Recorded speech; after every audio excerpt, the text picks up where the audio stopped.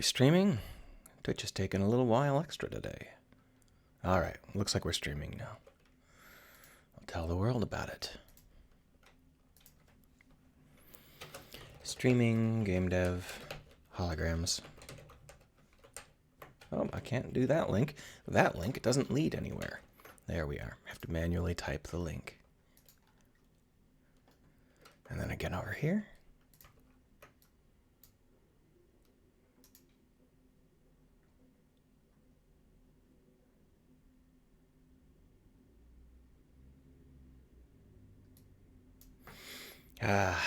Some messages from some people. Always trouble. Alright, so last week we created some hologram stuff because I felt like creating some hologram stuff. I don't like what I was doing in terms of how the pipe was laid out. So we're not going to do that. We're going to just put these wherever we want to put them, and we're not going to worry about having the pipe actually be part of it. So what we're going to do is just delete this. But we're going to undo that deletion because I actually want these. What we're going to do is just grab these visuals and remove the pieces we don't need.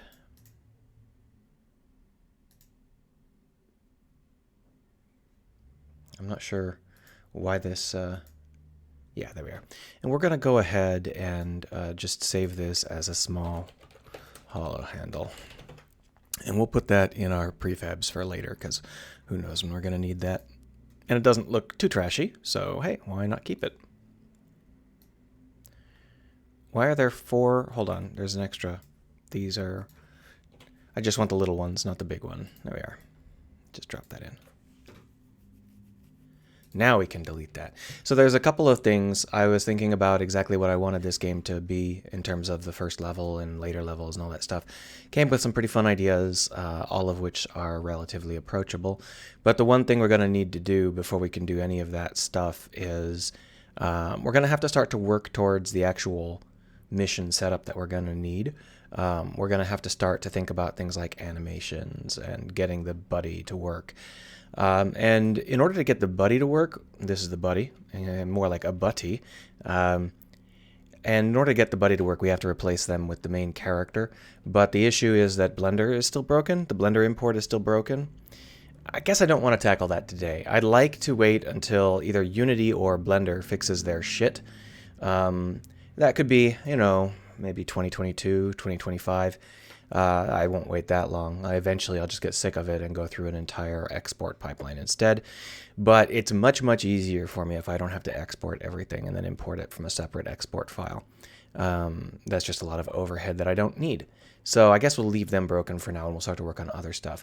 One of the things that we're going to need to do is this HAB module ran out of power. It ran out of power because it was disconnected from the surface line in a storm, and nobody ever reconnected it. So I think what we'll do today is model a ripped up cable that is disconnected from the surface line. Sound good?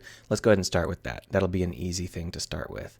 So what we need to do is go over into meshes, pop up those cables. And what we'll do is we'll model in pipe C, which is this guy. We'll model in a version of them that has been ripped apart. So this is the actual pipe C. We'll need to create a duplicate of it. We'll just move that off to the side. Then we'll Shift H. Yeah, there we are. Alt G. There we are. And so all we're going to do is rip this open and make it look proper busted. That should be fun. So let's do it. It's been a little while since I used Blender, so my reflexes aren't what they should be. Why does this have fill in the middle? That's dumb. That's like a lot of extra faces that I don't need. Hold on, let's go ahead and fix that. We shouldn't have any fill on this pipe. We're never going to be seeing on the interior like this. It's just wait. Oh, wait. Oh, I see what that is. Never mind, it's not wasted at all. That's me jumping to conclusions. Almost as if I didn't actually make it in the first place. That actually saves faces because those are the ring. See? And so I can actually save quite a few faces if I just fill the whole ring in instead of creating a second loop inside. It doesn't really matter. What we're going to do is tear it open. So I think that this side is where we should start, and then we'll rip it apart over here. Our first step in this case is just going to be to pull back these elements to maybe half, and we can bring them back in later if we want. And then we're just going to create what the inside of this line should look like, and it's going to be just a giant bundle of half-exposed cables. So in order to do that, we're going to need to have some kind of cable extrusion method, and I always forget how to do these using curves, and I always end up just doing them using manual clicking. I think I should probably learn how to use it doing curves. I'm not super tired today. My brain is mostly on. So maybe today would be a good day to remember how to do it using curves. Sure, let's try it. So I think that the trick here is that you want to have the curve be a separate thing. I don't know whether I want a curve or a path or a Bezier. I think I want a Bezier. And then what you want to do is create something that can follow the path of the Bezier, which we'll just try it with a cylinder. Move that around for a second here. And then in theory, we can use a mapping. There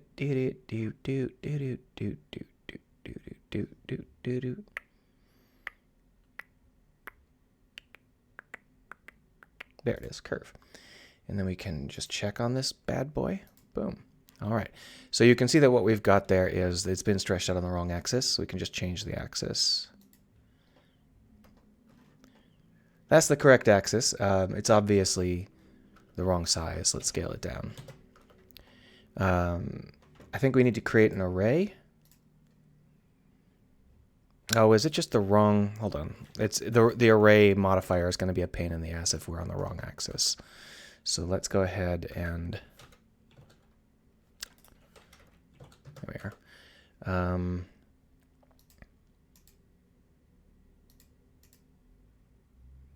Sorry, I'm trying to figure out the...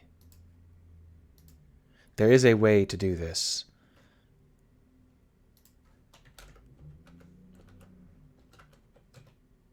Well, none of those work.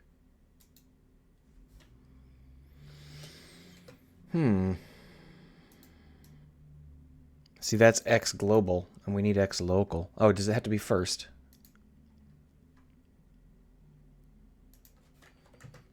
Ah, there it is. So basically, we want to change this from fixed count to fit length or fit curve. Fit curve. There. All right. So now what we've got is a real screw up. I think what happened here is that we need to be at 0 here. So what we're going to do is we are going to change over into 3D cursor, and then select, and then scale x0. And we're on the wrong axis here. There we are. There we go. So that is more or less how you fit something to a curve. But I've seen them do a lot of stuff that I don't understand. Like I've seen people use tapers. Maybe what they're doing is they've got like a single object that they stretch to fit instead of using an array. I'm not really sure. But here's the thing. I actually want this to be one object for a while and then another object. And I think that what I might want to do is not use an array. I think that I might want to just kill this array and instead stretch this whole thing to fit the curve. But the problem is I don't know how to do that. Is there a stretch function? There's a mesh deform. There's a simple deform. Simple deform. Stretch.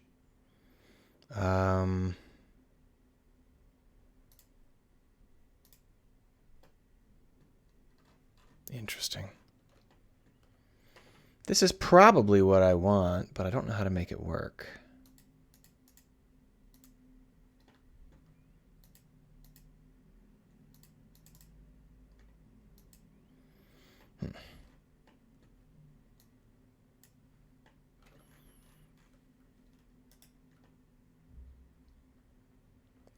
You know what?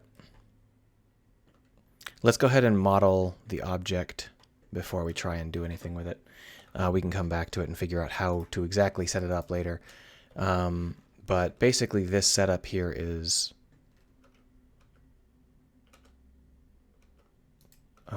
that's weird.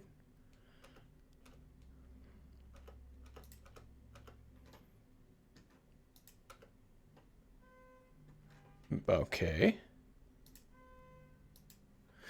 All right, so sorry about this. I'm trying to do something in Blender that I've never had to do before, and I just frankly don't know how to do it. So it's a little confusing. But this is along the x-axis. You see that? Which is not the correct axis. We really want it to be along the y-axis. I think this is the y-axis. Yeah. And basically what we're going to want to do is put in some length and then quit like this. That's going to be our bendy bit. We'll just delete that face. We don't need it. And then over here, we're going to want to have more wires. Maybe it would be okay to do it the way I was thinking about doing it after all. So let's go ahead and undo all of this. Try again. We're going to put that array back in because that does work for what we're trying to do. I'm sure there is a better way to do it. I just don't happen to know it. Either way, let's go ahead and set this up with the correct sort of visual that I'd like it to have. And that just means changing these things until something works. There we go. And then we can just tell it to fill. Okay, so fit length is not. Okay, that's cute. There. So that should be enough for us to be able to create all sorts of bendy objects.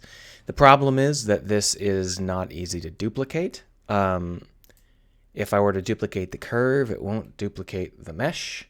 And if I duplicate the mesh, it's not going to bind to a different curve. And that's the thing I'm not sure about. There's got to be a way to do it better than this. And that's why I keep going back to the simple setup. Damn it. After all of this, I think I'll have to look it up offline. I'll have to look up a tutorial while I'm not in the middle of something. We're just going to go ahead and do it using the click system, which is a very, very basic way to do it. It's not a big deal. It's just doing the standard click extrude. So first we'll do a basic extrude just to keep something that's a little bit straight here. And then we can just, is it Control Shift? No, is it Alt? No. Control Shift Alt? No, Shift Alt. Control. Is it right click? That's Control right click. They changed it when they changed Blender versions, and I never really caught up with that, you know? So then what you'll do is just grab this. Come on. Try grabbing the right thing. There we are. And then we'll duplicate it and do the same thing again and again and again. Now, in reality, the cables in these are usually twisted around each other, bound up in complicated ways.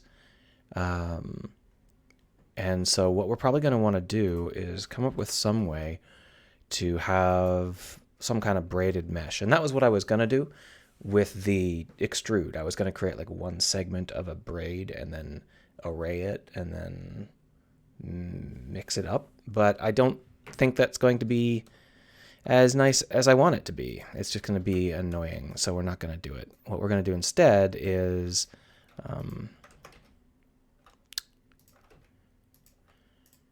just kind of make them a little bit wild.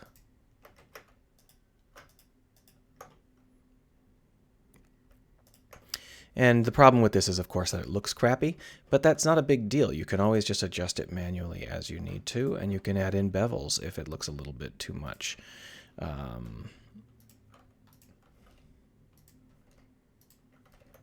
Like that.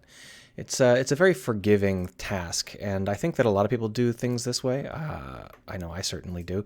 I don't really know if it's like the commonly accepted way to do things. It's not really something I've ever looked into. But the idea here is that I can either re-extrude it or I can just rotate it and put it somewhere else. and have it so that the two of them sort of weave together like this. And then I can just select them both and move them both out of the way. Something like that. I don't want them to be the exact same, so we're going to go ahead and do a little bit of work, a little bit of stuff. And then, of course, we can always add in smaller cables. So that just involves shifting and then shrinking.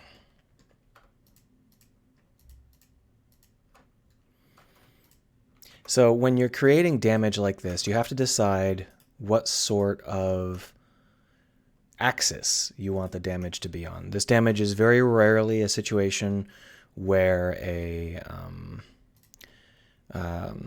where the center is going to be, it's very rarely going to be clean, and it's very rarely going to be like pulled out from the center. You can get a lot of power out of these sorts of things by just assuming that there was a specific shear force that came by and cut it at a very specific angle. And so basically what we're going to do is we are just going to arrange these smaller objects to support the angle that we kind of are pretending this got cut at. And to do that, all we're going to do is make it clipped on this side so that it feels like everything came in from the top.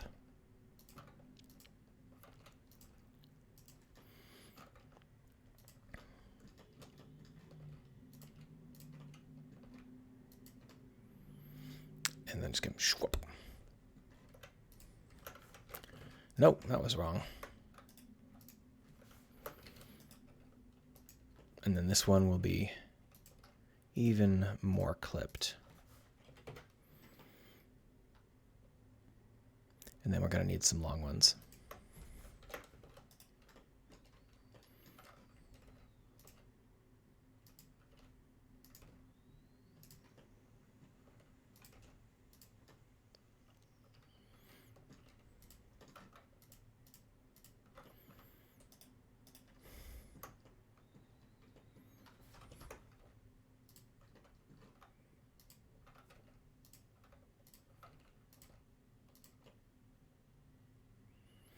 Yeah. And now you might be thinking how realistic or unrealistic this sort of thing feels, but the key here is that the player is only going to see an impression of it. They're not going to, generally speaking, they're not going to go up real close and like wonder what each type of cable actually means and all that jazz. So we're going to just go ahead and allow ourselves some liberties in terms of how these cables actually are structured. We're not going to worry too much about making them super realistic. I mean, how many people actually know how undersea cables look? Probably a lot.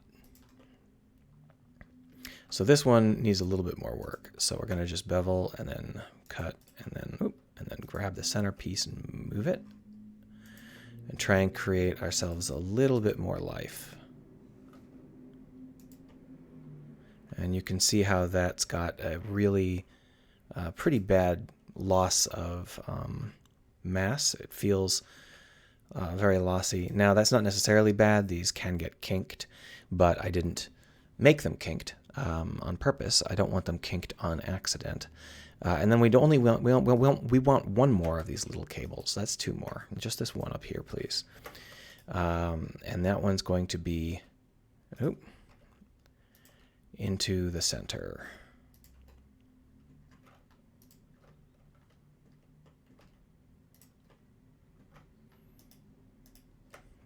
Like that. And that should basically cover our needs for the basic cable. Yep, we got some basic cable going here. My quick favorites are still broken.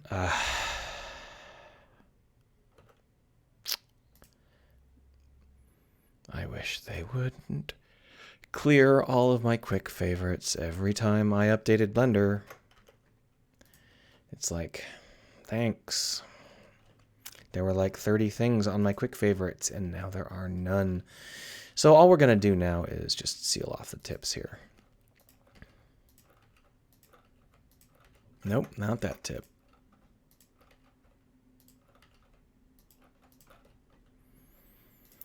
It's important that you don't have open mesh gaps. Even if your meshes are clumsy, the player will usually buy it as long as they can't see through a big chunk of mesh, right? So, that's the key there. But here's the thing. These larger cables are generally going to be bundles of smaller woven cables.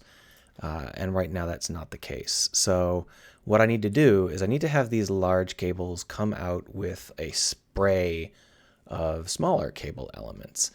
And I mean, in a really nice situation, I would use like a particle system or something.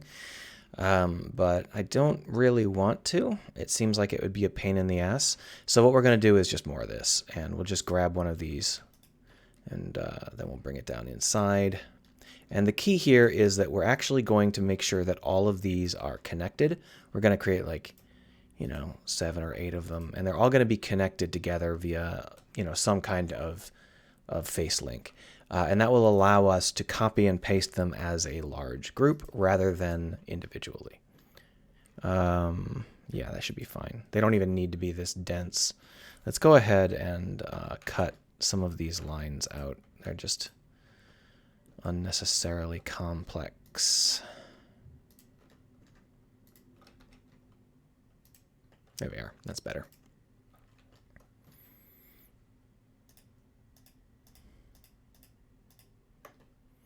And these guys can get pretty jaggy. We don't need to worry too much about them losing mass or feeling natural because they're made out of really clamped tight metal. So we can do a lot of tight curves and turns with them.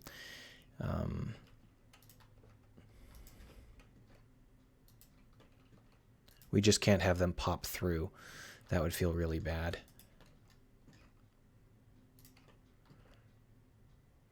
And what we'll do in a minute here is we'll connect them all, and then we will use some combing or something similar to combing to sort of arrange the tips in a way that is more in tune with what we might want.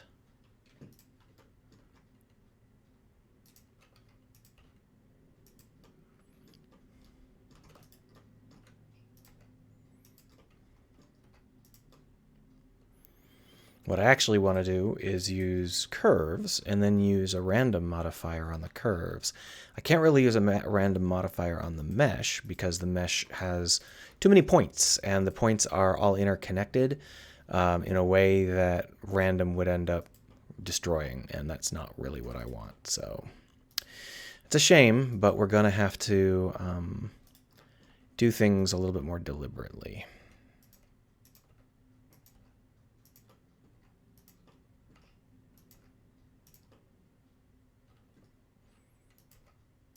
So right now, these are all the same length. We're going to go ahead and chop some of them short, but in ways that you might not expect. What I think I'm going to do is cut loops out of them, like this, and then we'll just loop slide these guys back. And in this way, we can cut back whatever we need to without having to reform the faces. We could also reform the faces. It's not that big a deal. But I want one of these to be short, like this guy. There. Maybe a little bit longer. All right, so now we just have to connect them. And the way we're going to connect them is we are just going to draw lines between the edges. These things are going to actually be discarded in Unity since they're not faces. And they're not going to be a significant burden in Blender, but they will allow us to select the whole group really easily without having to use any sort of vertex groupings. We don't have to worry about that. So right now we've got this kind of setup, and what we're going to do is switch this to smart normals. There they are. And then up the normal angle so that we don't have quite so many creases. There we go.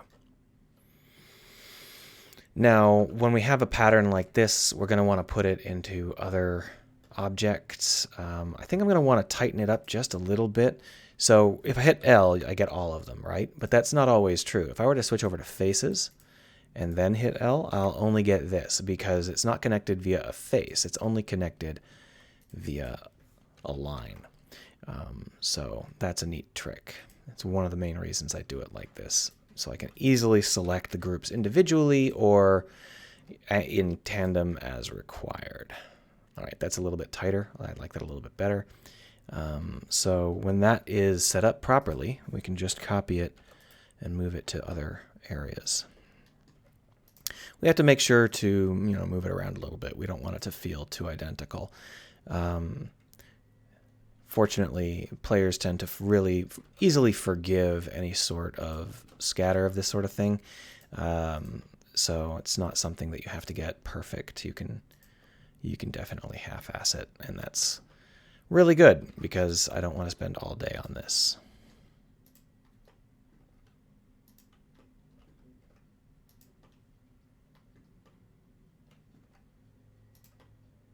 Actually, I like that. I like the way that works. Let's go over here and make this come the opposite direction.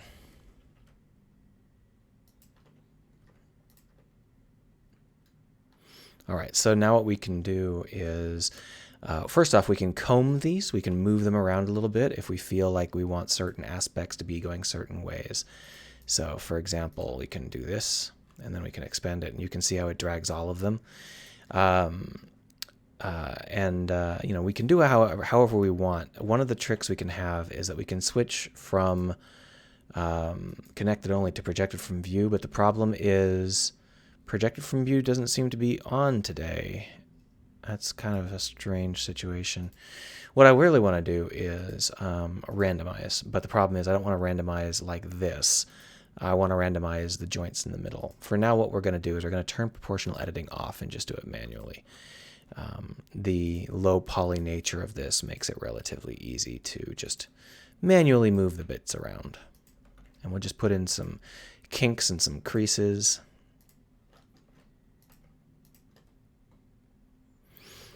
On the ones that are near the top, because that's what the player is going to see. The player is going to really notice the stuff at the top first. We're also going to add in some damage, because if something came through and cleaved, then these shouldn't all be nice and square like this. So these square edges here are going to have to be replaced by some... no, it's not Beautify Faces. Is it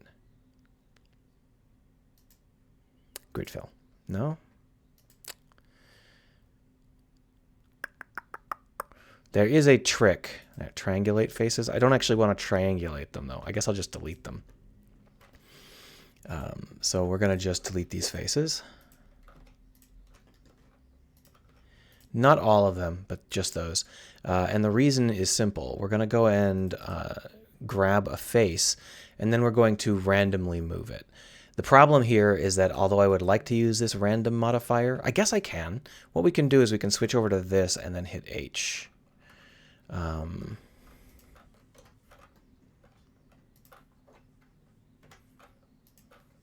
Like that. And in doing so, we can create these floating loops. When we create these floating loops, we can just grab one edge, like say this one, one vert, like this. Come on, stop being an ass. There we are. And then we can set it up to move randomly with connected only, like that. And then we can just give it some random noise like that. And that'll create some nice little asymmetry.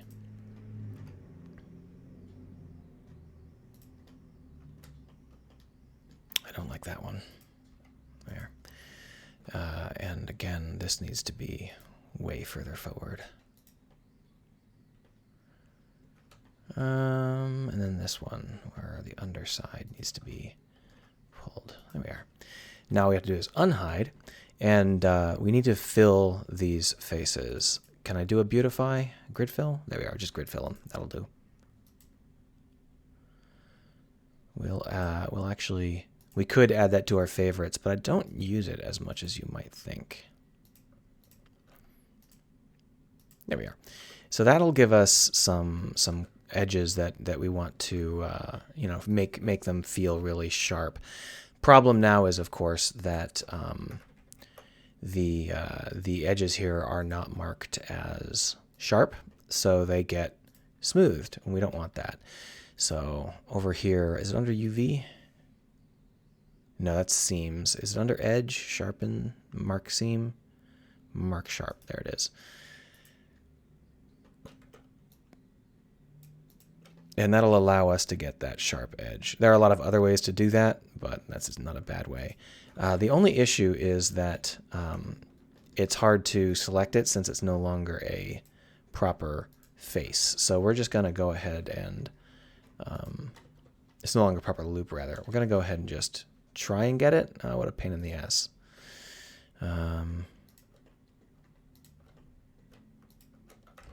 It doesn't matter if some of these parts get marked sharp. I don't give a shit. So there we are. That one worked. There we go. So now we're getting a little bit of sharpness to it. And what we can do is we can repeat that process with these elements to try and get them to get a little sharp. But the problem is that these faces are going to be convex. They're not going to be concave anymore. So we have to actually grid fill all of these faces if we want to do that, which I mean isn't a terrible problem. We'll just grab these. No, not that one. Just grab these. We could either grid fill or we could triangulate. I guess we'll do triangulation. There we are. And in theory, that should be okay. That shouldn't have any serious issues. So we're going to go ahead and give it a shot here.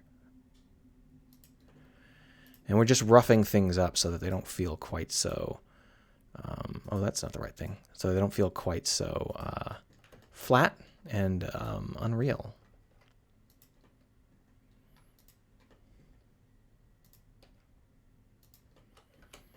Yeah, like that, not bad. We do have some issues where the edges that we would like to mark smooth or like to mark sharp are not. So we're going to want to just do a little bit of surgery to try and get these edges marked. But here's the thing, there are other options, and one of those other options is to damage the mesh in a way that makes it feel more realistic. So these interiors are probably going to be black, but we can go ahead and see how this is smooth. All we really need to do, we could mark it as sharp, but our other option here is to grab a big chunk like this and then just inset it. Oh, I need to turn off the proportional editing here and bring it down. And in doing so, we can create like this scoop. That wasn't quite how I wanted it to be. For some reason, it inset twice. That was kind of strange.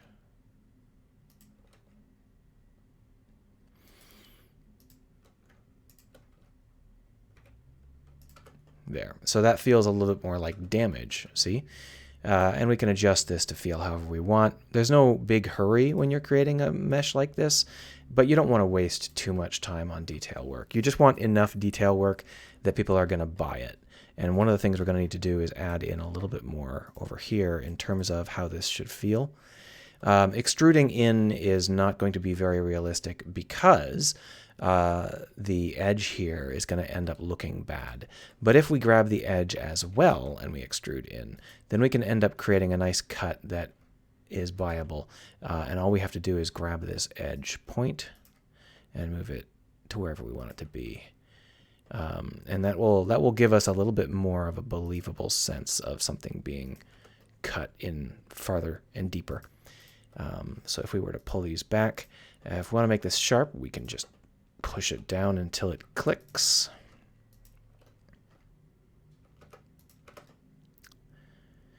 We got a lot of other options. There's no particular reason we absolutely have to do it like this, but this is just an easy way to do it with direct modeling, so whatever. We can also create patches in the middle.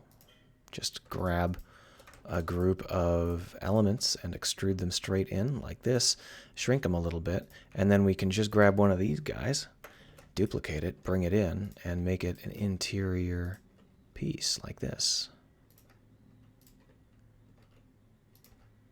It looks like it's going to need a little bit of editing in order to actually fit. That's fine. So we'll just kind of put it in roughly the right spot, and then we'll grab this face, bring it in, grab that face, bring it in, grab this set of faces and bring them in. So that it's not so obviously overlapping.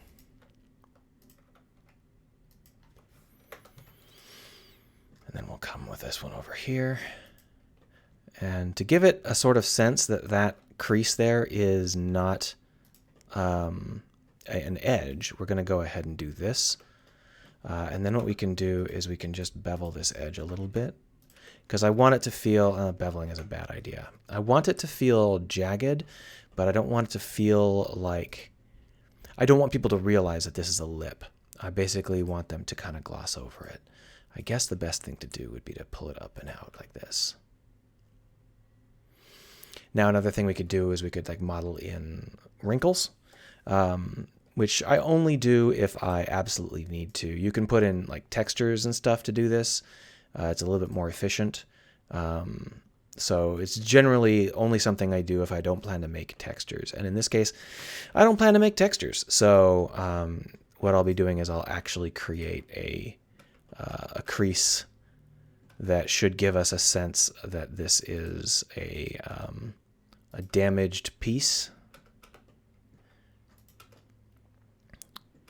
Only issue doing this is that you have to be real careful not to accidentally create elements that don't work right in Unity. This face, for example, would have worked really poorly. There we are. That's more like it. And we can obviously just adjust this pretty much forever to get the exact thing we want to get. But we just want to add a little bit of a feel like this is a little bit more real, a little bit less contrived, a little bit less 3D mesh. And that means we're just going to take some of these elements and move them to minimize the obviously square nature of this particular hole.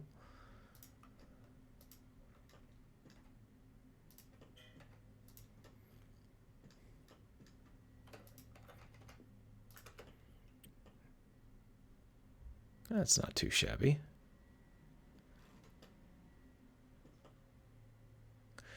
And basically, the whole concern here is if the player will buy it at first glance, and the player is going to see it from this angle. So this is the angle where the player has to buy it.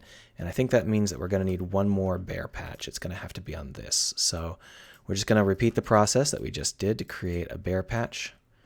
Push that in, shrink it a little bit. And then we're going to once again grab one of these bastards and bring it in.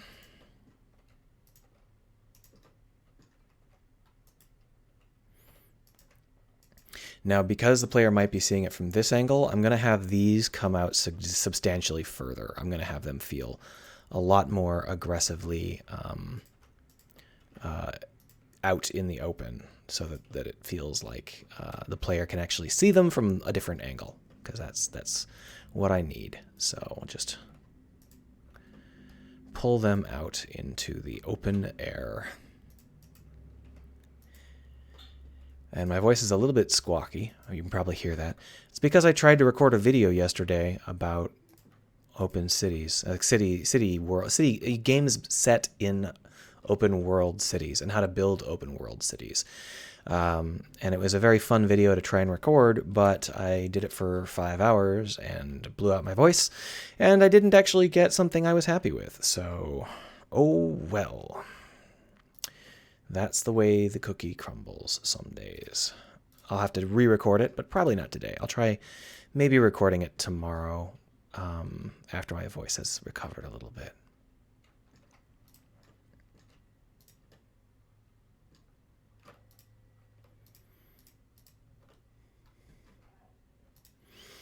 All right, so let's go ahead and set this up to be a lot less square.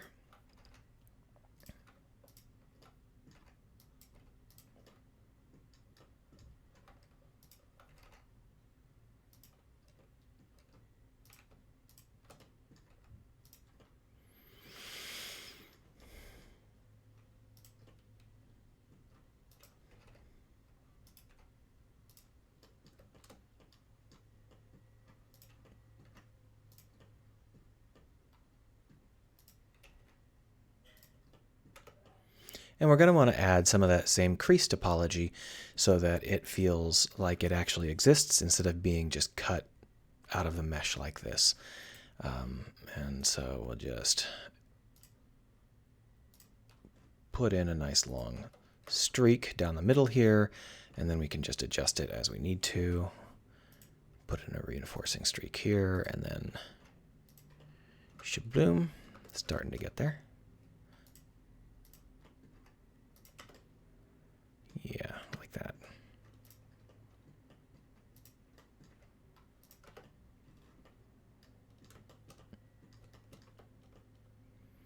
And then we can just have another one down here just for kicks. Why not?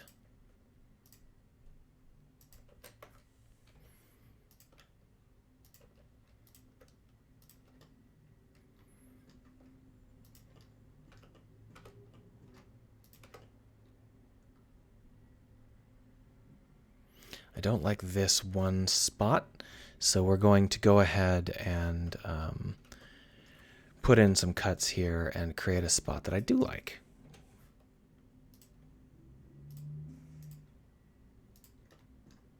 Oh, for fuck's sake.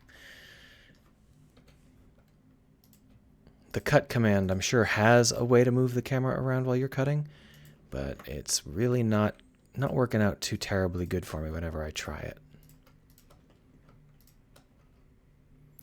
So we're going to just arrange it like this, and then we're going to pull these into an obvious lip, like that.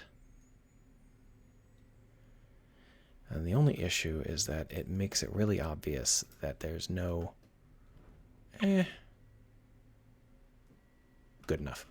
All right, so now what we've got is a nice twisty mess, but all I did when I started was pull this element back. I didn't actually rip it. And so what we're going to do now is we're going to set this up to be damaged. And so I think the first thing we're going to want to do is set up this unit. I think I've got duplicates. I think I accidentally duplicated them. I don't want to have them duplicated. No? Yeah, for some reason they are doing something weird. Don't know what's up with that. We'll go ahead and... oh, you know, I'm not sure what I did, but I certainly did the wrong thing. That's fine. So we'll use this particular piece, and this will be what we rip. To have that rip be something cool, we'll just turn on that random again and pull back some stuff and push forward some stuff. And it should create a kind of a natural fit.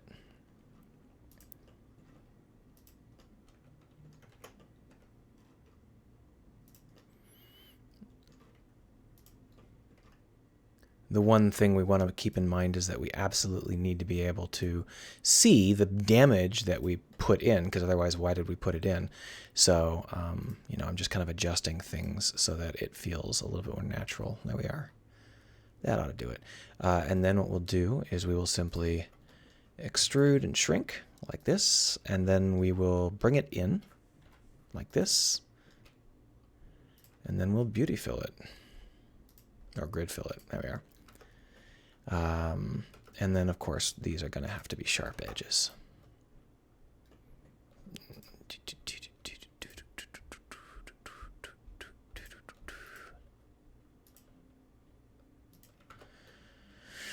Now, that is a very flat and uninteresting visual. We've created an edge, but we don't really get the sense that this was ripped. We more get the sense that someone came in and deleted mesh elements. So we're going to add in some nice ragged elements so that it feels a little bit more natural. There's a lot of ways to do that. I think the easiest way to do that is to simply make the whole thing a lot denser. So the question is, how do you want to make your stuff denser? And I think the easiest way to do that is to try and find the subdivide command. I had a hard time finding it the other day too.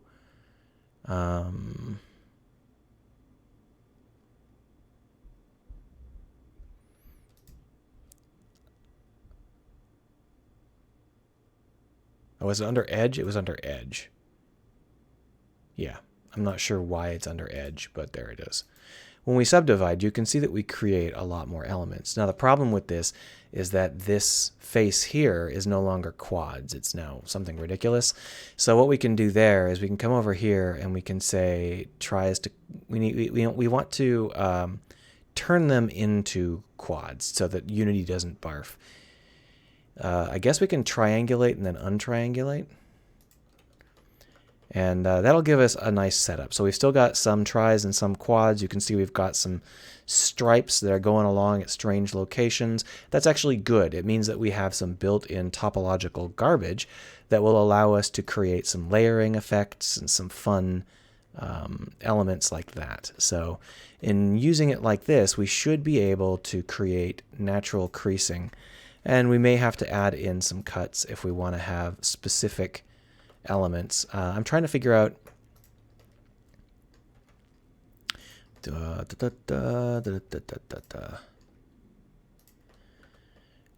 how I want this to be, but for some reason the sharpness isn't triggering properly. It might just be my hallucinations. It just doesn't feel like the normals aren't properly working out here. What's wrong with the normals?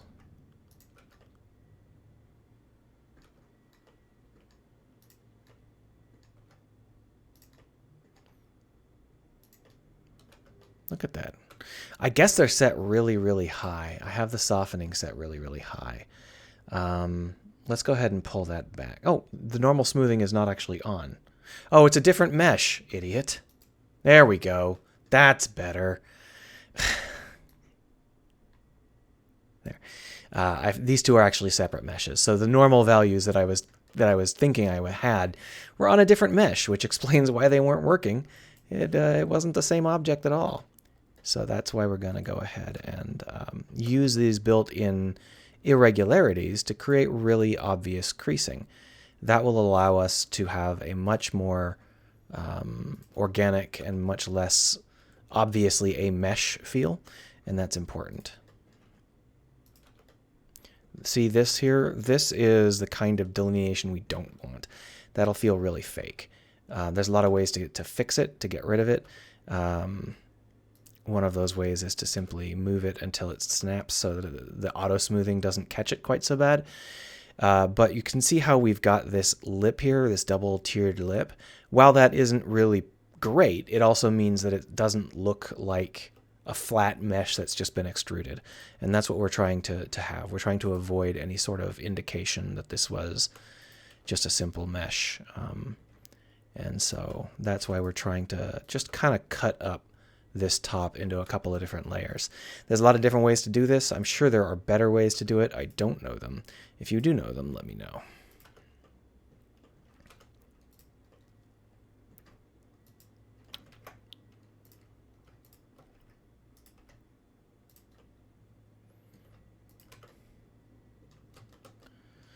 And you can see that I've got a little bit too much of a crease there, so we'll just soften it until it pops. There we are. See that?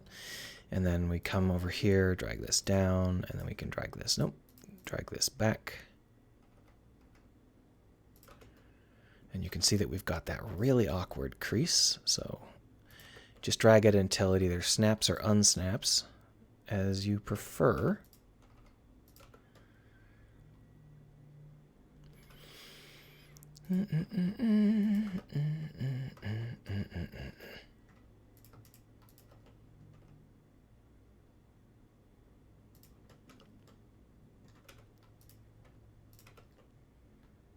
Not too awkward. And you notice that I'm pulling the underside in, like I'm pulling the underside forward rather than ever having it be an overhang. And that's just because when the player perceives it, they'll be able to see this kind of direction where it's being narrowed down.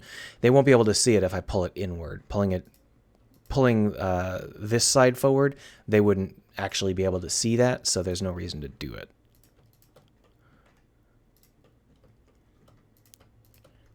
Here we've got another random luck irregularity we might as well take advantage of. Pull that until it pops, and then we'll just grab this and...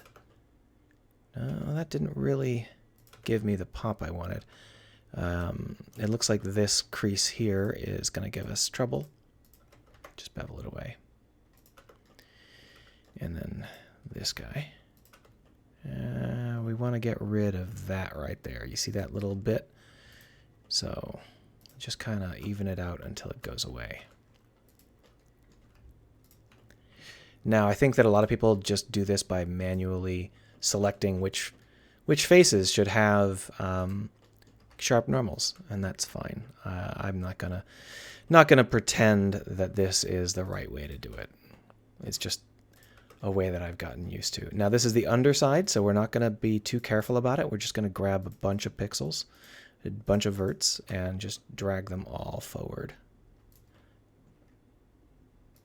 But we do want to make sure not to have any obvious cuts into other meshes, because that would be really pretty awkward.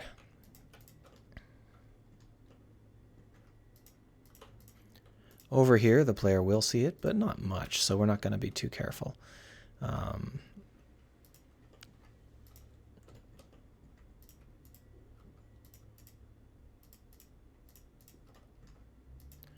I focused a lot on the top, and that's because that's what the player sees. All right, so now you can see that we've really chopped up that edge. It feels a lot less algorithmic. It feels a lot less flat. It now feels more organic, like something came through and actually ripped some shit up. And that's kind of what we want. So hooray for us. The next step is going to be to do a similar process for these guys down here. And I think what I'll do is I'll actually come back into this guy and select these. And then I will just cut and paste them. So punch that out into its own thing, select it, and then join it in. Chapow. When we do that, we can just grab these and make them this. See? No biggie. Very basic.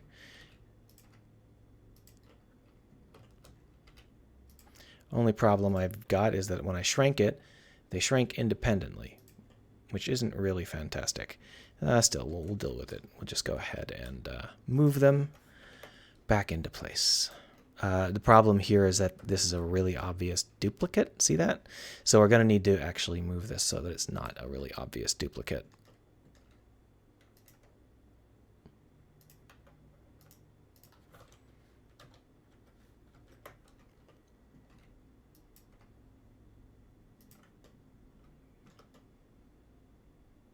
Yeah, more or less. And then, of course, we can just cut and paste. Break on through to the other side. Now this one needs to be longer. So what we're going to do is just move this along a little bit. And then we're going to grab this and stretch it. We're also going to want to rotate it because I don't want it to be facing the same way.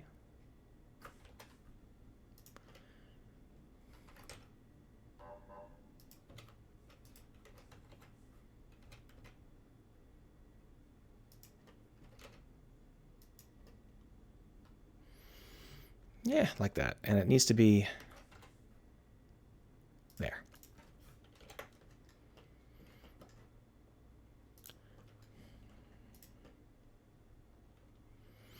And then for this, we will just rearrange it a little bit. And that should do. Yeah. Kind of like a tentacle monster. Looks like I missed one of these faces. Let's go ahead and fix that up. I would just select one point and then turn on the random and then move that one point. There. So that ought to be good enough. Now the last thing to do is to fix this O-ring. This ring here needs to have been smashed. The problem is it's not actually a ring. It's got this interior element. So if I were to pull it out, chapow. It's got this interior element that is very low poly, and it's just there to make it so that you don't have any mesh holes. We're going to go ahead and just delete these because they are not what we need. And then what we'll do is we will fill in these internal faces with a simple extrusion. So if we do individual origins, yes, like that, and then scale down without that, then we should get a proper ring like that. We want to bridge the edge loops.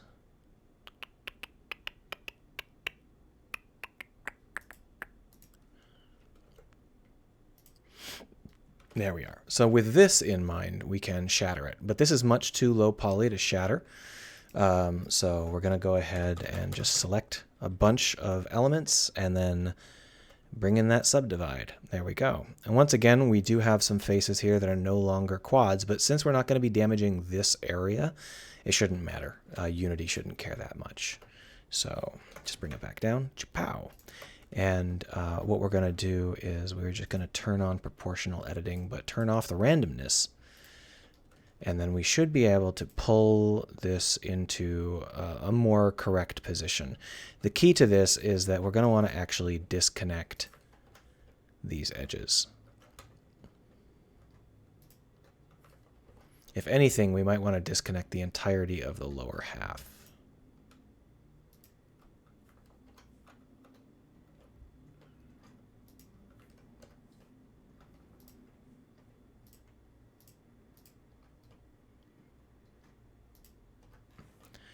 Because it's just something where we don't want to risk moving a part that we don't want to move because it's a little bit dangerous. Here we are. Oh, come on. Come on. There we are. So we hid one of the pieces here, but that should be fine. It doesn't really matter. So if we move this, we can move the ring into whatever position we want, and then we can cut a chunk out of it and make the edges all ragged. And that's just basically all we're going to do.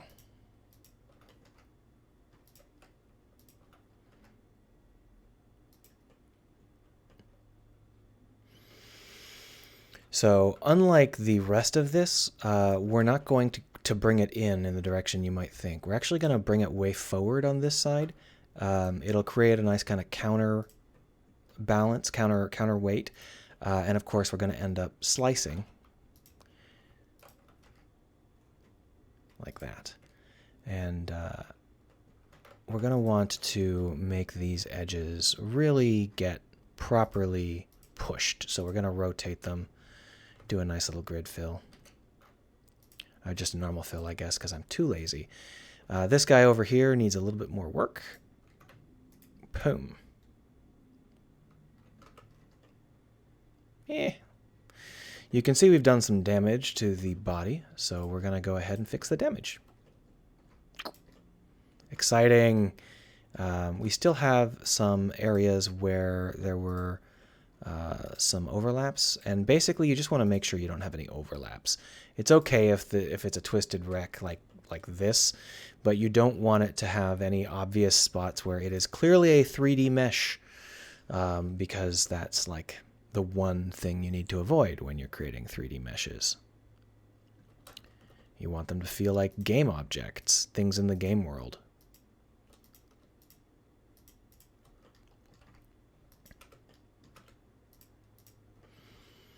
Now, we could do more work with that, but I don't think we have to. I think that's probably going to be fine. All right, so now that we've done that, we are now going to face this one last challenge, and that is materials.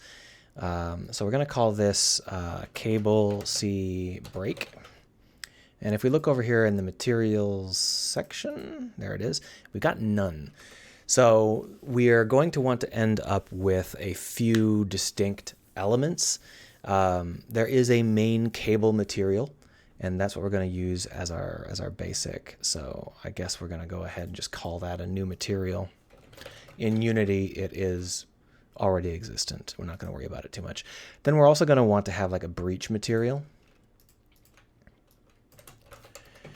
So the difference between the two is that the breach material is going to be black and silver, and it's going to represent things like the inside of foam and exposed wires, whereas the main cable is the paint and the metal on the outside. So main cable, breach. These are main cable. And so let's go ahead and select the things that are breaches and assign them this new material.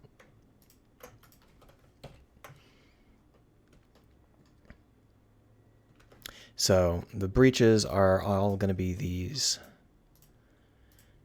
like that. Assign them to the breach. Over here on base color, we're going to go ahead and change the breach color just so that we can see it, so that we know what we've assigned. And we're also going to want to assign, oh, look at that. We've got a couple of little pieces that we'd like to tuck in. Oh, and look down here. We actually damaged this to the extent that it no longer proper. Oh, it's hidden. So let's go ahead and just repair some of this little bit of damage that we've done. It's not a big deal, not a lot of damage, but we don't want it to show up as obvious. So we'll just move it until it seems to fit okay. You can see how in this case what we've done is we've actually ripped it into this cable here, and it's actually cut across. So we're just going to go ahead and pretend like we did that on purpose. Yeah, that should do. Yeah, so the question is whether or not we want these guys to be breach. It's hard to say, but we definitely want the interior of this to be breach. Now, selecting interiors is always going to be a bit of a challenge, just because there's not really any good face loop for it. So generally speaking, you've got to find some other way to do your selecting. And, you know, we're just going to do it half-assed. It doesn't really... If we find that something is not so fun, we'll go back and we'll fix it. No biggie. My problem is that I want to set these tips as well, but these tips are actually really, really hard to select at the moment because I used a grid fill to keep them actually showing up properly. We're going to see if we can get them to work without them being assigned properly. Let's go ahead and UV unwrap the whole thing. Boom. So let's save that and let's go use it in Unity. Cookie42 sent me a Bob Ross.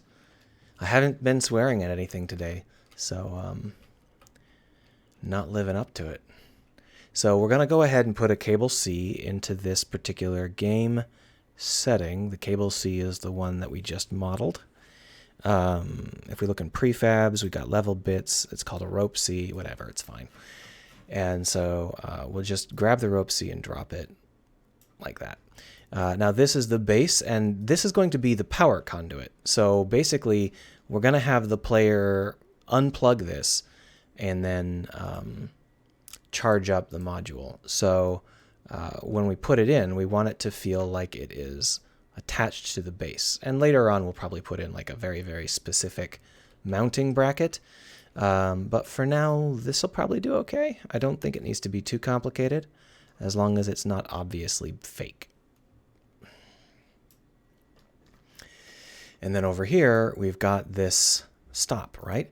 But here's the issue. We don't actually want the stop to be that mesh. So when we look at the visual of the stop, you can see it's pipe C mount. We're actually going to switch that out for a pipe C ripped. Pipe C, did I call it something else? Okay, I called it pipe section C 001. That's strange. I am like 90% sure I didn't call it that.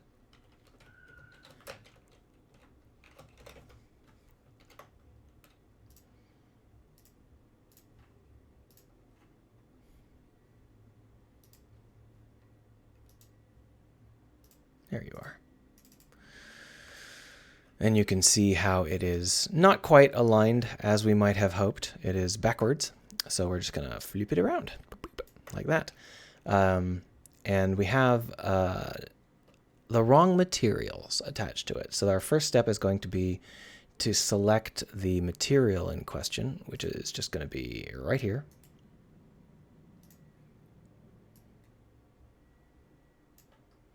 But there are two materials, and you can actually see that there are like some damaged mesh elements where we can see through the mesh.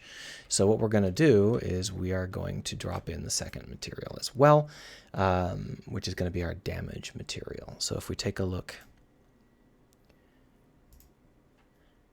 we need to have two materials.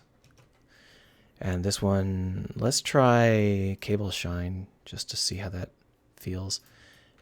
Yeah, that's not too crappy. So the issue here is that the cable material is not actually set up properly. The metallic connector is not set up to be a metallic connector. And the reason for that is simply because the actual cable mesh is badly defined in terms of how it should be. So we're going to go ahead and start some redefinitions for it.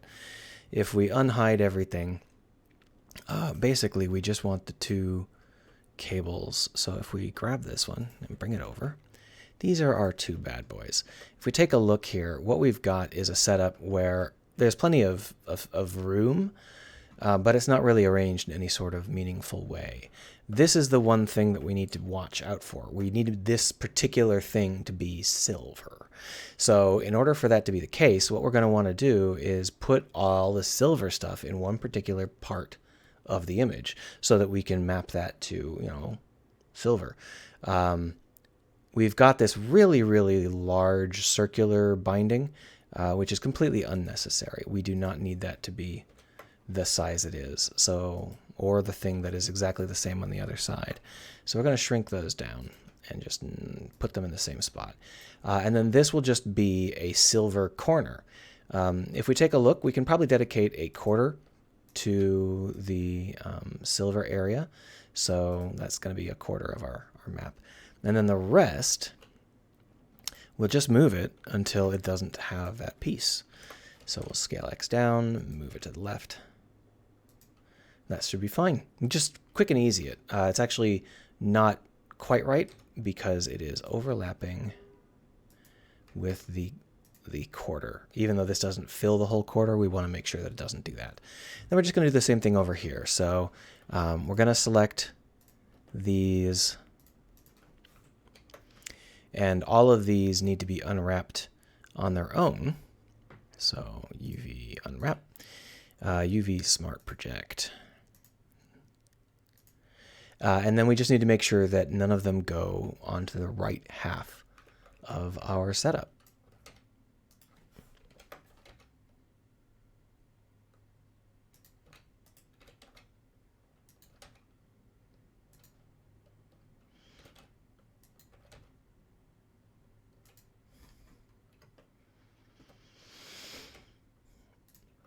And then later on we can do something with the remaining quadrant. No big deal. And then this guy here, just select him. And I don't have any problem with this particular mapping, except for the fact that it's all over the damn place. So we're just going to re-unwrap it. And you can see that it's got this really unique idea as to where things should go. So we're going to just go ahead and clean it up a little bit. All of this stuff can overlap. It's just silver. It's not a big deal. It's just like metal. It doesn't have to be unique. And then we'll just grab these elements, move them in, and then grab these elements, move them in, and grab this element, and these elements. There we are. That'll set that up mostly. There are still a lot of other problems, though. Right now what we're going to do is we are going to go over into the main cable and we're going to hit select. That'll select all of the main cable faces. And then what we're going to want to do is deselect these guys. So the easiest way to do that is just to hide them and then do that again. There we are. And basically we're just going to make sure that there is nothing on the right hand half of this image.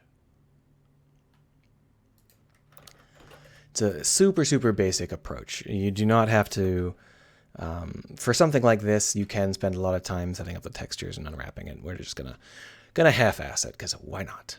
And now if we save that, we go back over here, we're gonna see a different sort of visual, but we still don't have the right texture for it. We do have a problem here where there is a rather sudden change in exactly what texture we're using. You can see that. I would like it to have the exact same texture mapping. So what we're going to do is we're going to come over here and we're going to grab this, come on. I'm going to grab, oh, I'm not in the right, there we are. Actually, that's fine. We'll grab it with that. Grab this, duplicate it, punch it out. And I wish I could have done this without having to worry about remapping it later. Ooh, that didn't work. But since I had to remap it anyway, there was no... Fuck you, go away. There we are. And then what we'll do is we'll come into this guy, and then I haven't merged them yet. And the point is that we're going to actually just delete these edges. And you can see that we've got extra texture stuff. We don't want those. At some point, I somehow duplicated a ton of stuff. I'm not sure how. It was bad call on my part. We'll just join them together like that. And you can see that we've got some elements here that don't quite line up. What we're going to do is we're going to create a cut. And then what we're going to want to do is merge these just one by one. So, you know what? Now I'll be able to tell what's going on. We should have a merge at center. Yeah, here it is. And we'll just do that for all of them.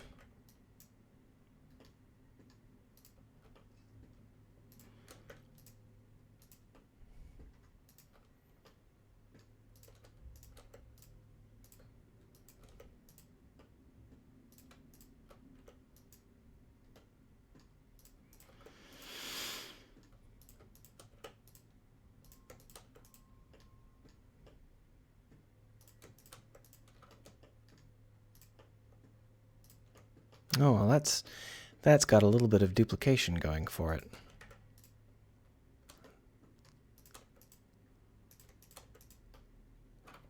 There we go. There we are. Just make sure that they're not clipping through anything. Seems okay. Now they should have precisely the same setup. And this should go away. There we go. So we definitely have a crease there. It is, this new part of it is obviously creased in a different way. I can fix that later if I need to. But the basic core idea is that we need to set up our texture now. How did I end up all the way out here?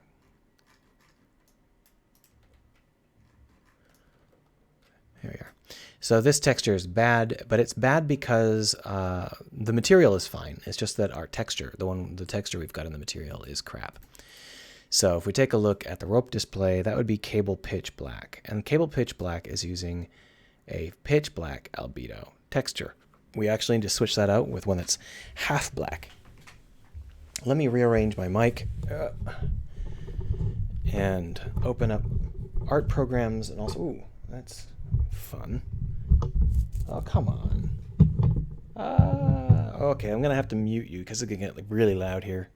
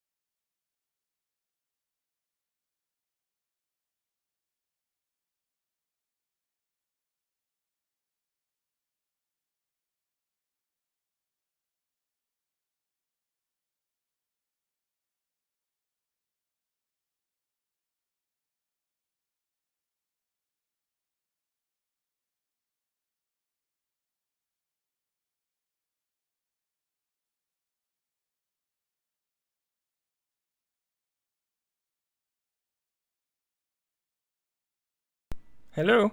All right. Well, I just learned some new stuff about my mic stand. I've had it for 5 years.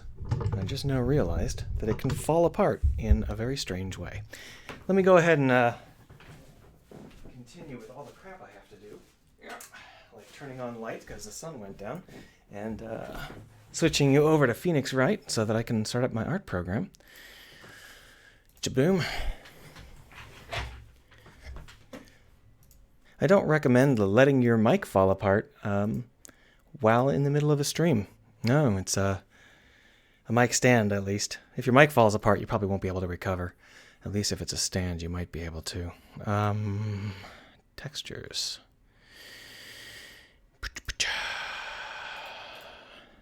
All right. So we'll save this as half black. And then we'll bring you back.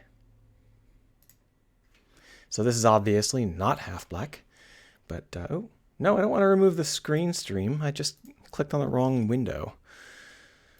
Black. And then we're just gonna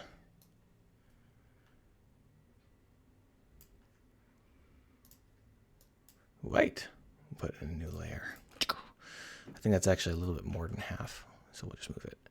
Now the black isn't going to be completely black. We're going to want to use an off black. So I'll just, oh, a little bit of delay there. Maybe we have been running for too long without a reboot or something. There we go. That's going to be fine. And similarly, the white probably needs to be not quite white, but I don't want it to be, oh, yeah, let's try it. Let's try it with the scatter. That's probably too dark, though. And then we'll just save that.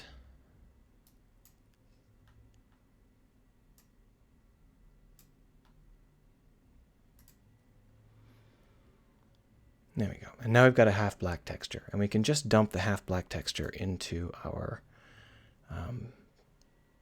visual. There it is.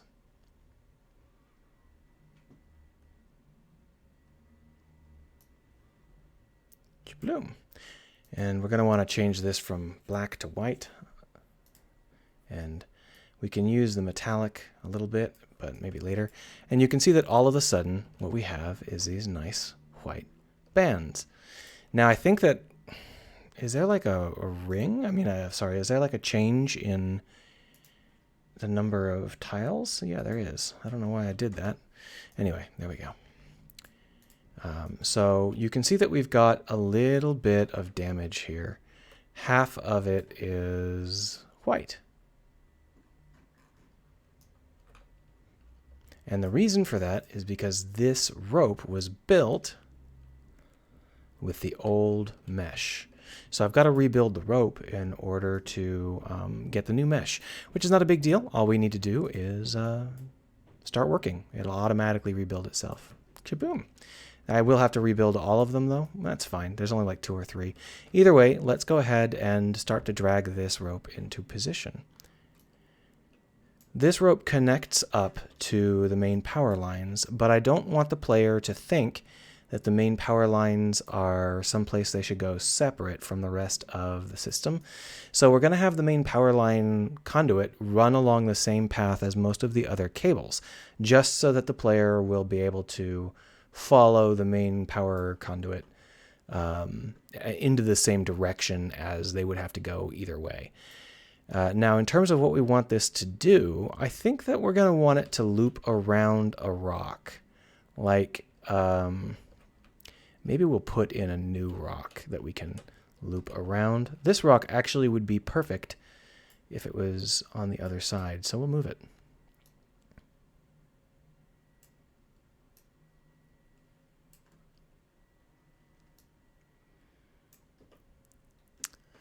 Maybe I could do with 2 of them. It doesn't really matter. These rocks are mass planted. They're just kind of slapped down using a cannon, so they don't have to be perfect. There, that'll do.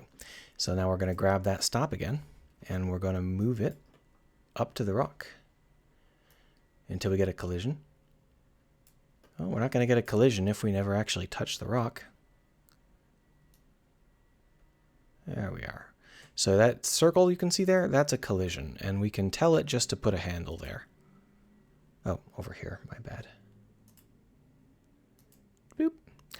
And that means that we'll have an extra handle that we can use to make this rope actually wrap around something. So, there we go.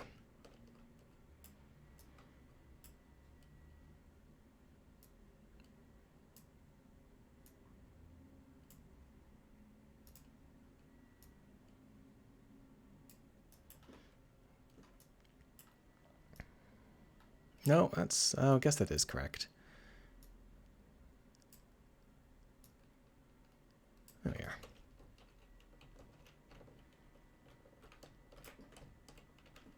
I actually want to pull this further.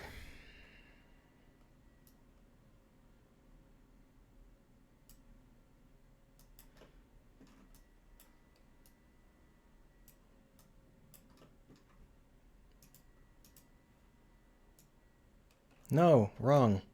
There we are. You can see how the rope is erroring out. That's what happens when it can't find a valid path. It should be able to recover. But it looks like the handle has a problem. It looks like there's not enough handles. I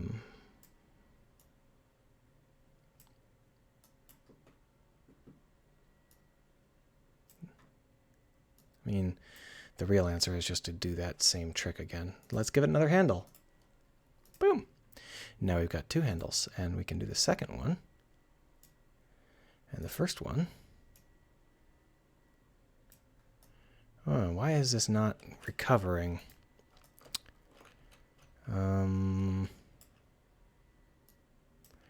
Obviously, it doesn't like where I've put the stop, but the stop is not in a strange place. It's just kind of... why is this causing us issues? Okay.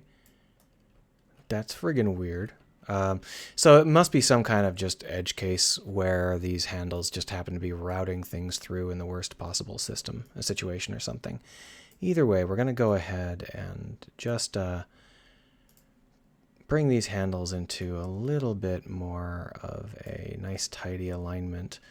And then maybe what I'll do is I will just allow this rope to not make a whole lot of sense and be kind of half floating. Okay, so the problem is definitely that it doesn't like this loop I've put over the rock. Yeah, look at that. That's so weird. I'm not sure why it would have a problem with that. It really shouldn't.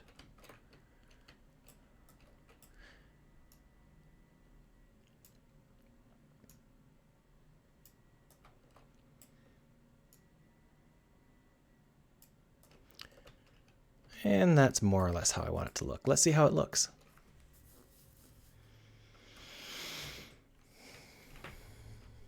I have no idea where the player is currently. I drag the player around everywhere, and who knows where they end up.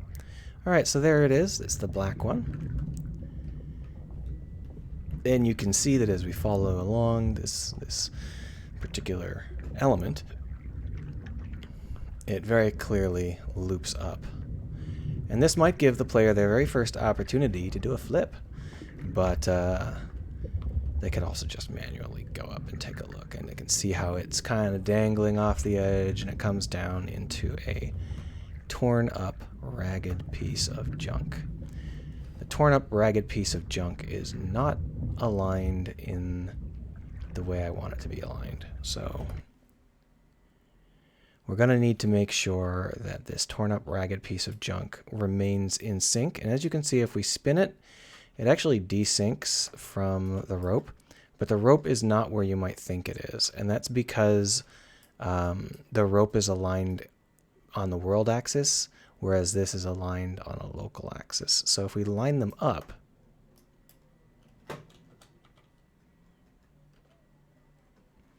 we should be able to get what I would like it to look like. It's just a matter of properly syncing it up. That's how I want it to look. I could add some sparks or something, but I kind of want it to feel dead. I want it to feel like it doesn't have any power going through it at all. And having no sparks would be better for that.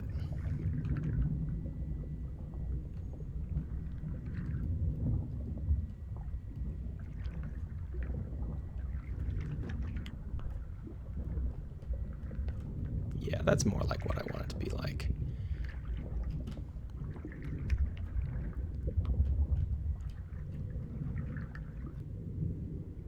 And you can see that although we spent all that time modeling it, in the end it's only that big.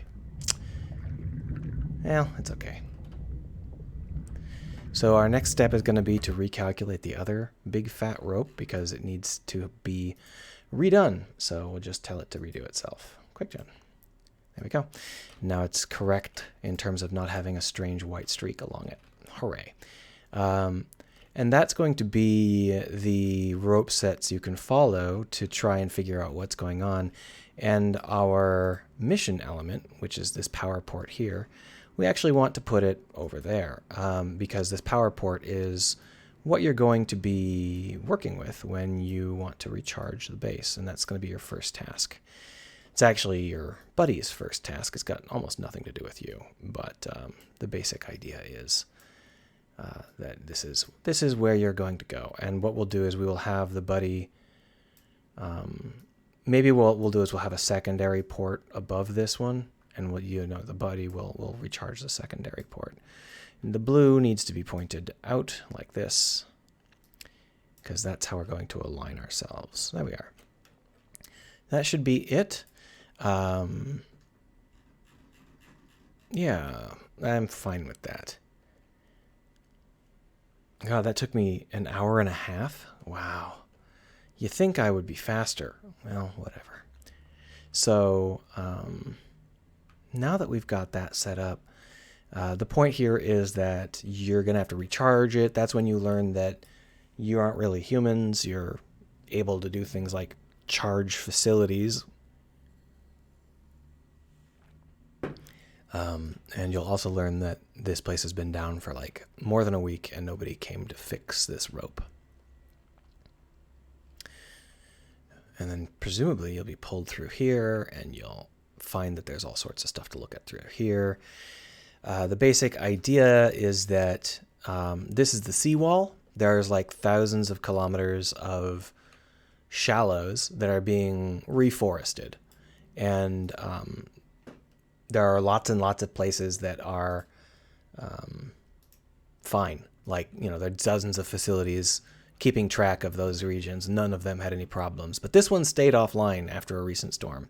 So you're going to try and figure out why. And there should be, like, the people here are responsible for monitoring the kind of damage that happens to artificial structures when they're used in this way. So there's a lot of water coming through from thousands and thousands of miles of shallows, and it's this is where it drops off into the deep sea, and they're trying to figure out, well, are we going to have to continuously rebuild the seawall so it doesn't wash away into the ocean, or what? And this should tell you your answer. You're going to have to continuously rebuild the seawalls. And so that's what they're going to be all concerned about. But of course, the real danger is a giant octopus, because that's way more fun. All right, let's just go ahead and take a look at how this feels to wander through, and then maybe we'll stop for the day. My voice started in a bad condition, and I don't have much more voice in me.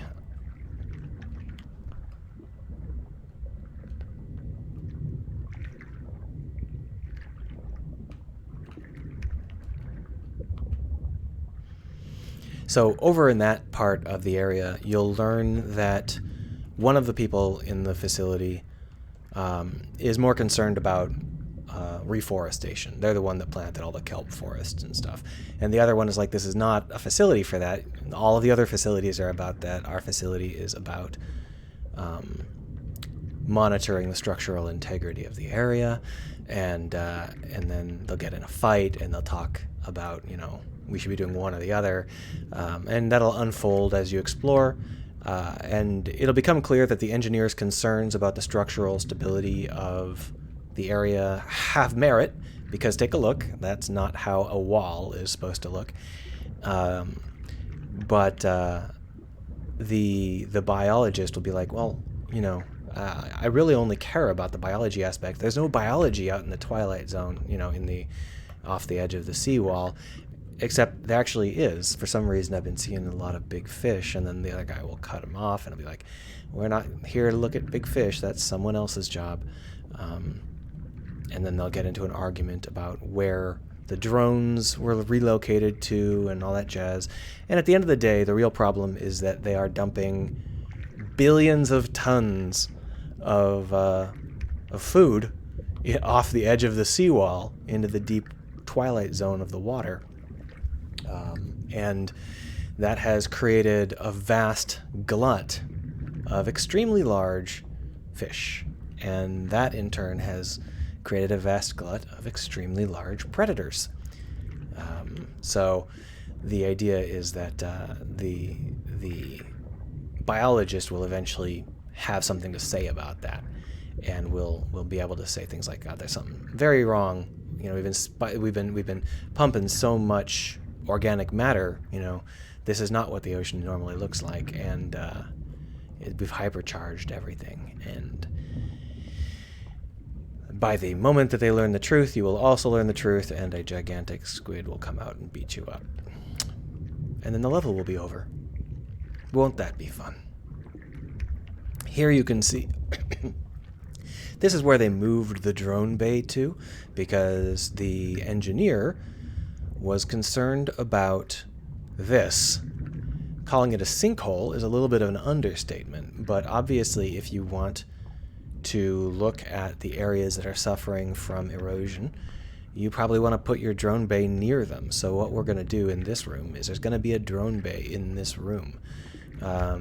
And it's going to have been knocked over.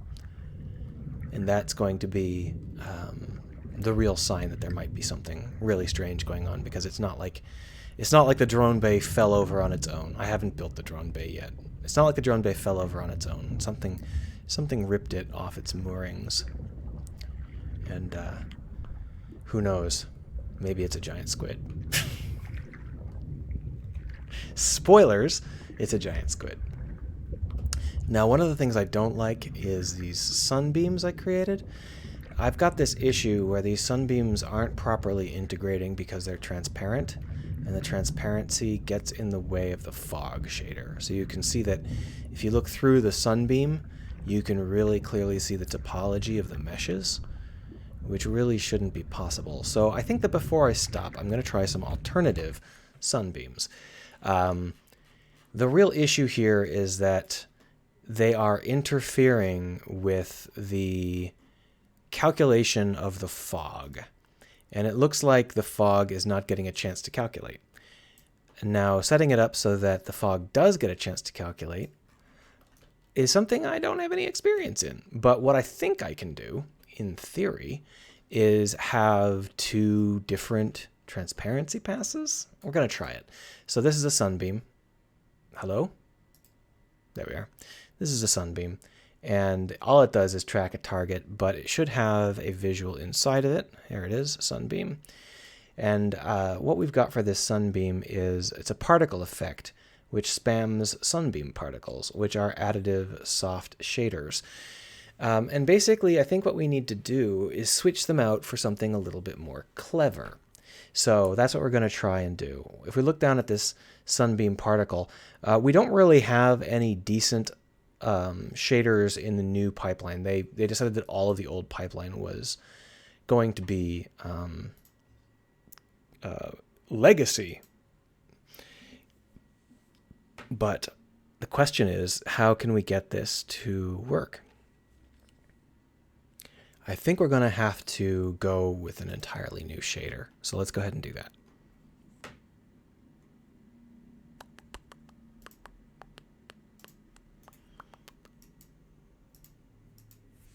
We'll call this Sunbeam. So the Sunbeam shader is going to be unlit. Boom. And we're going to try and make it transparent. I'm not sure if this is going to work out. We're going to find out. And the idea here is that we're going to have a color. So what is that, 5? Yeah, color. We'll go ahead and set it up as being yellow. That's going to be our emission, but we're going to want to multiply it by our alpha. So there we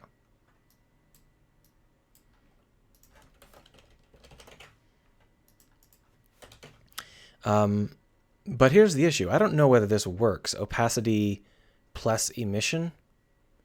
Not sure. So we're going to go ahead and use the alpha as the opacity as well. We're going to have to turn that on and off and see what happens. The good news is we can now use vertex offsets and stuff to make it feel a little bit more natural. So over here in the shader setup, here it is. We were actually using a light. These are lights that are coming down to try and highlight the player as they walk through the area. We're probably still going to have to do that. But what we're going to want to do is switch out this additive shader for the sunbeam shader. And let's just take a look and see how it feels. Now there's a lot of issues with this sunbeam shader. It doesn't take any particle inputs at the moment, and we're going to have to, so that the particles can fade in and out. But I want to see whether or not the basic idea works, because it's quite possible that it doesn't. This is the right place. I don't see any sign that there's any sunbeam visual at all. I mean, there's where it would be. There's the light. You can see how the transparency of our widget is being swallowed up in the fog.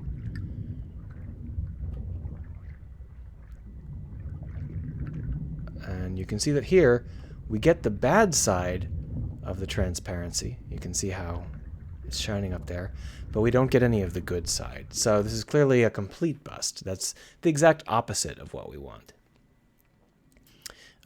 So to fix that, what we have to do, maybe, is to change the order. Let's see if we can have it do an additional pass. Depth writing is only available for opaque or custom blend modes. Rendering options, we don't need any of these, I think. Here's an add pass. So it already has add pass.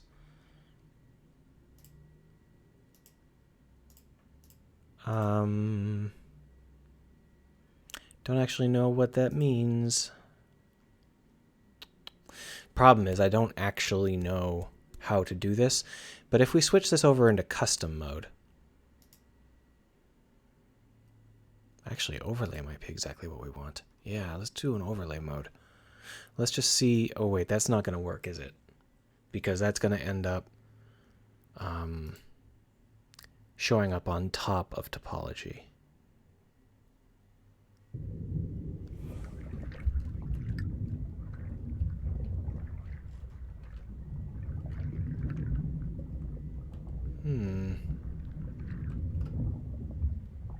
Okay, so the reason that this is all screwy is because the way we're rendering fog is we are using a quad directly in front of the camera. And that means that when it comes to transparency, the fog actually counts as being on top, as far as I can tell. It's not writing anything, so I don't know why it would insist on this, but even with this set up to be an overlay, it's not working. Well,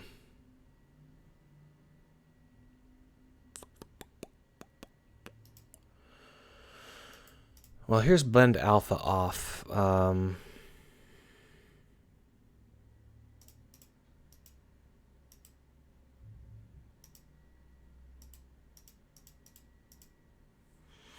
I don't know what any of this means, but it could be that we need to use... No, we're not using clipping, so there's no reason to worry about that. Maybe I shouldn't do this on camera because clearly I don't know what I'm doing. So I guess that's going to be it for the day. If you have any questions, I'll pay attention to chat for a little bit longer. I'll see you again next Wednesday or this Saturday, depending on what you prefer. Hopefully, I'll be able to get these sunbeams to work. I can't believe that it's so hard to just get something to glow. I mean, maybe it's a little bit easier in one of the other pipelines. Well, see you around.